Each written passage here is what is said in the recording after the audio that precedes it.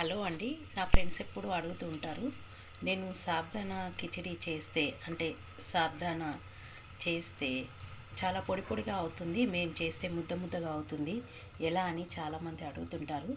దానికి మొట్టమొదటిగా కావాల్సిన వస్తువులు సాబ్దానా 1 కప్పు, తర్వాత పల్లీల పొడి 1 కప్పు, సైంధవ లవణము లేదా పింక్ సాల్ట్, తర్వాత మిరియాలు మరియు జీలకర్ర పొడి, ఇంకా కాసింత జీలకర్ర కూడా తీసుకుంటే బాగుంటుంది. నెయ్యి.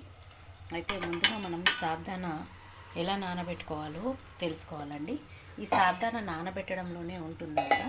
ఇందులో మొట్టమొదటిగా మనం ఇప్పుడు 1 కప్పు సాబ్దానా తీసుకుంటే అందులో కాసిన్ని నీళ్ళు వేసి చక్కగా దాన్ని కడిగేసి ఆ నీళ్ళన్నీ చక్కగా వంచేయాలి. మనం ఆ నీళ్ళని అలాగే వంచేస్తే అందులో ఏమీ ఉండకుండా ఆ నీళ్ళన్నీ వంచేయాలి. అందులో నీళ్ళు ఉండొద్దండి.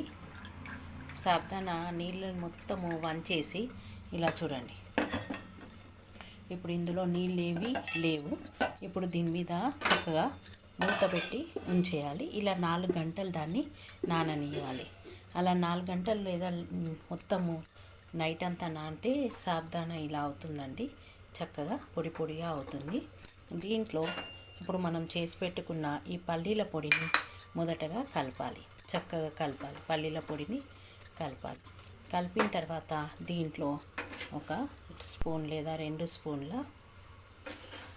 సైంధవ లవణం వేసి దీన్ని కలుపుకోవాలి. ఇందులోనే ఉప్పు వేయాలండి. సైంధవ లవణం లేదా ఉప్పు. మీరు ఉపవాసం లేకుంటే కారం, కరివేపాకు అన్నీ వేసుకోవచ్చు. ఒకవేళ ఉపవాసం అయితే సైంధవ లవణము, మిరియాల పొడి వేసుకోవాలి.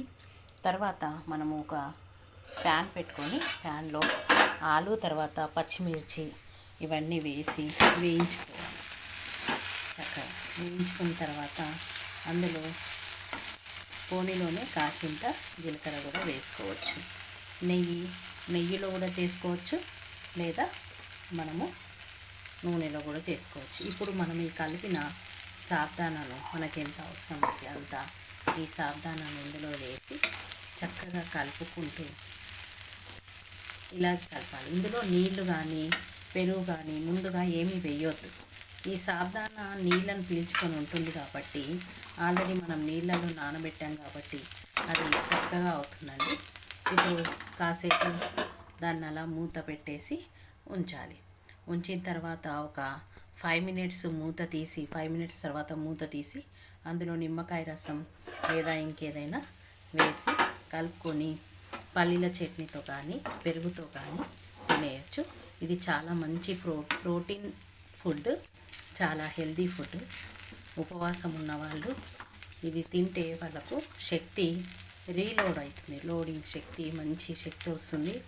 తర్వాత హెల్దీగా కూడా ఉంటారు. ఇది హెల్దీ ఫుడ్ అండి. Thank you.